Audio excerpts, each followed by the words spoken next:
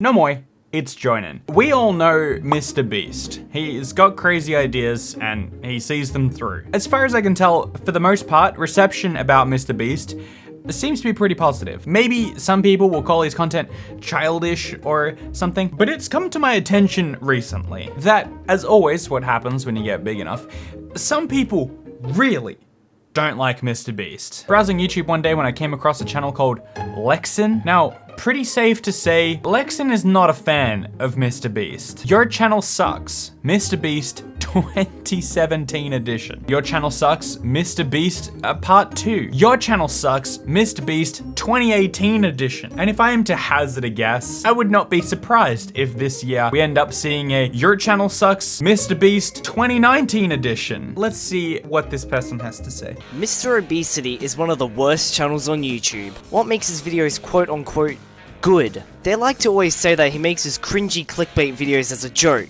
Someone then replied to this comment perfectly summing up what I feel about this. But yet, it gets so many views. If it's a joke, it's a joke. But if he's deliberately making money off of stuff some people think isn't clickbait, then it doesn't become a joke. Basically, his videos isn't him joking about clickbaiting and making fun of it.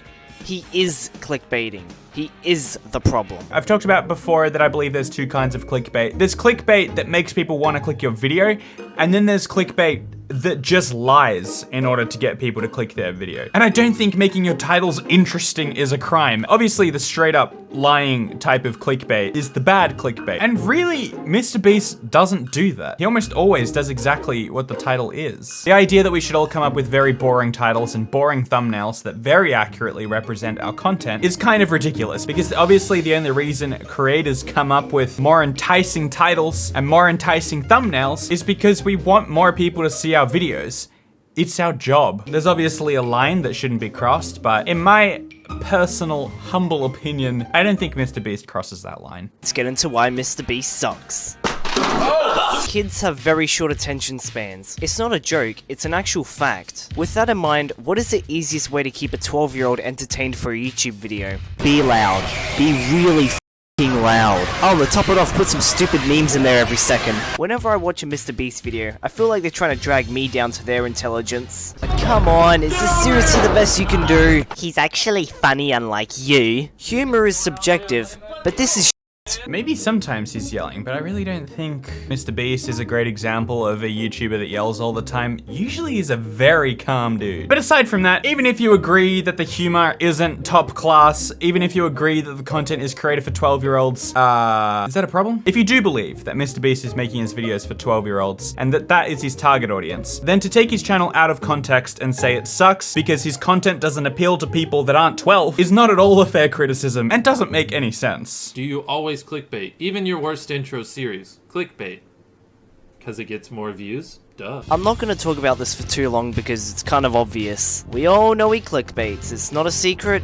Everyone gets it. I don't need to say much more about it. I'm assuming he's admitting to the fact that he makes his titles and thumbnails interesting to click on, which is a form of clickbait, but we really need to get rid of this whole stigma that doing that is a bad thing, because it's kind of what our whole career hinges on. There are types of channels that'll get away without clickbaiting, but there are other forms of content that don't lend itself so well to just straight up boring titles. If I named this video My Opinion on MrBeast, I would just be bad at my job. And here's a perfect example of what I mean. He's giving us some illustrations. He's flashing up a lot of examples of his clickbait titles. 2,256 miles in one Uber ride, world record. If you've watched the video, that's exactly what he does. The whole point of his channel is that he actually does these crazy things. So, in what world is this, at the very least, a bad form of clickbait? It literally is just what the video is about. MrBeast! Ah yes, my favorite, MrBeast worshippers. They're all just little kids. Except for this one video I found, which is, What's going on, YouTube? Austin here with another video.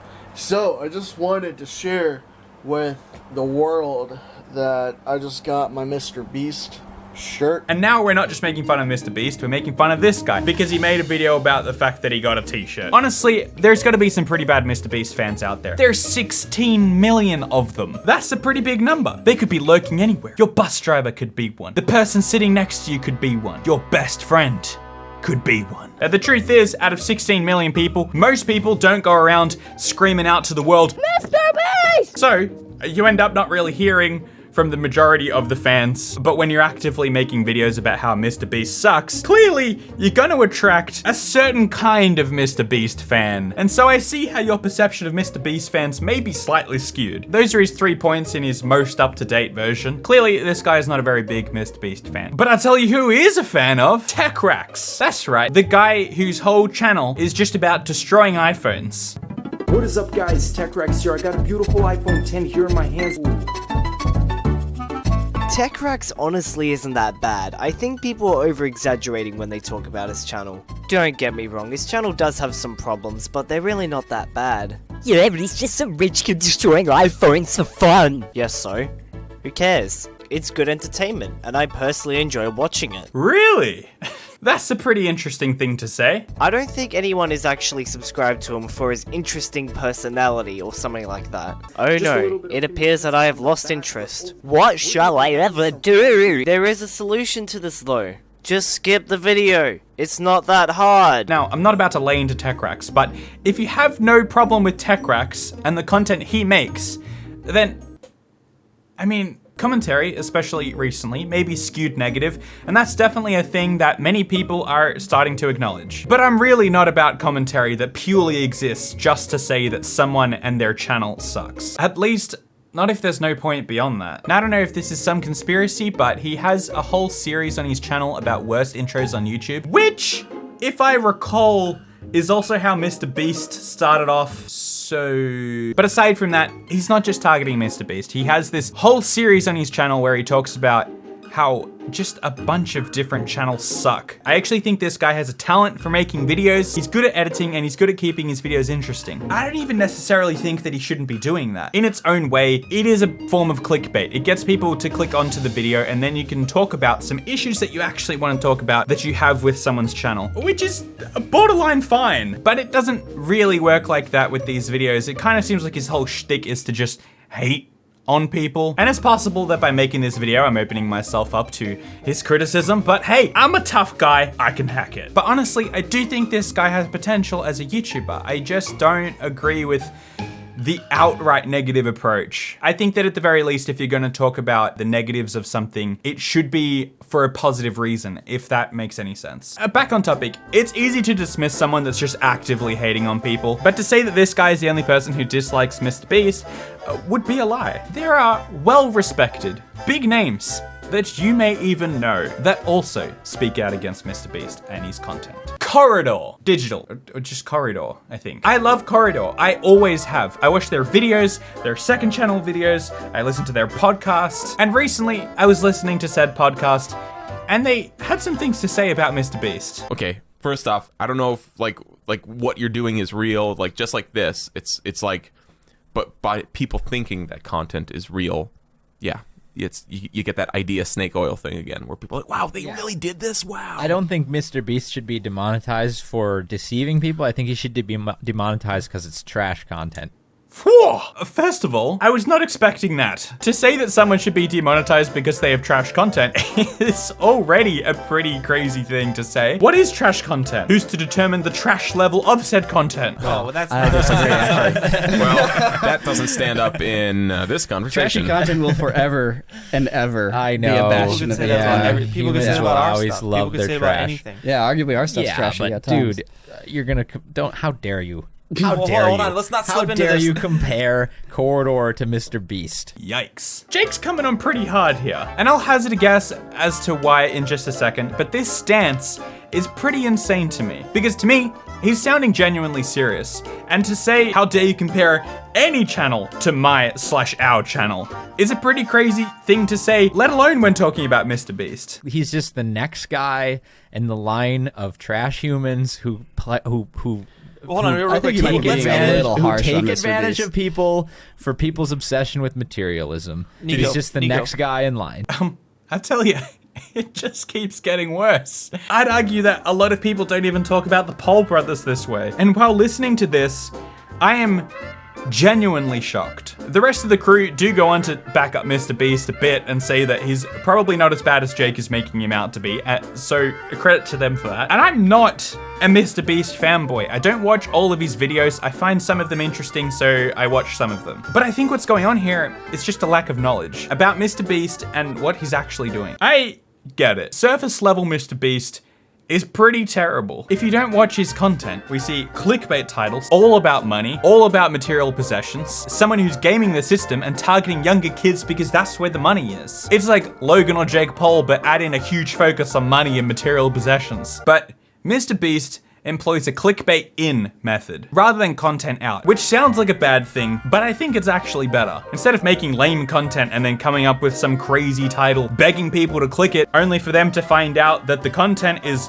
nowhere near as amazing as the title made it seem. The concept of MrBeast is that he starts with a crazy title first, and then goes ahead and makes the content to fit it. So it's not a lie, and as I was getting at before, I don't even think it's clickbait. And if it is, it's not false advertising. Sure, you could say it is, if MrBeast isn't actually giving people prize money and all that stuff that he does. But for the most part, I feel like people don't really care if it's real, and that just goes to show that people are more interested in the concept and are willing to watch regardless. We know that MrBeast, just like David Dobrik, uses sponsors and past videos revenue to fund big crazy ideas, so we can't assume they're all fake. And yeah, people are always arguing that MrBeast is giving away money and always doing things for other people in his videos. And it's actually true, and it could definitely inspire people to be more giving. But the thing is that at no point is the question ever asked, like, what am I doing for the world as a result of this? Like, the people that watch it, I know I'm exploiting them. Again, this just sounds to me like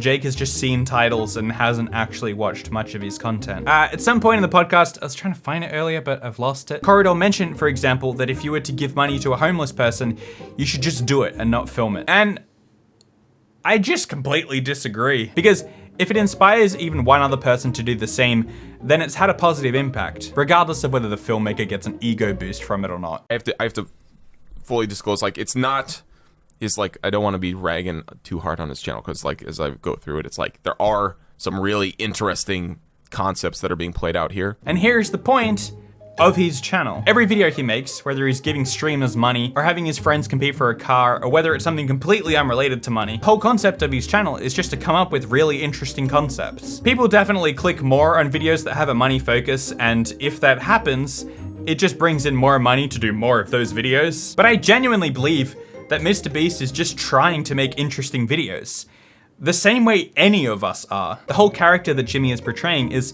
someone who's not afraid to give away whatever. He creates these huge giveaway videos to fund more huge giveaway videos.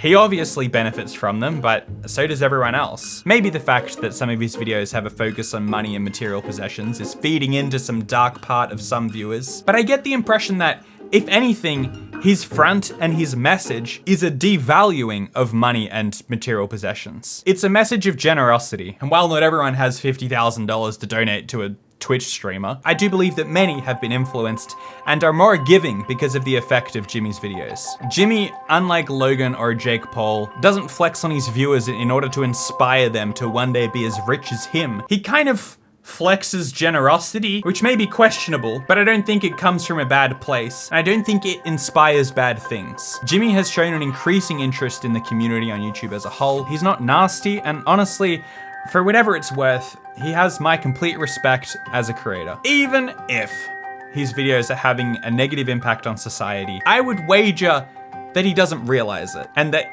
he believes he's doing something positive. So at the very least, I really don't think he can be called a trash human being.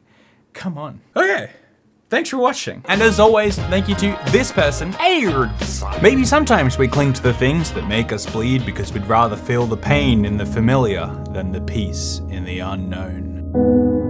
For retweeting my last video. I'll see you next time.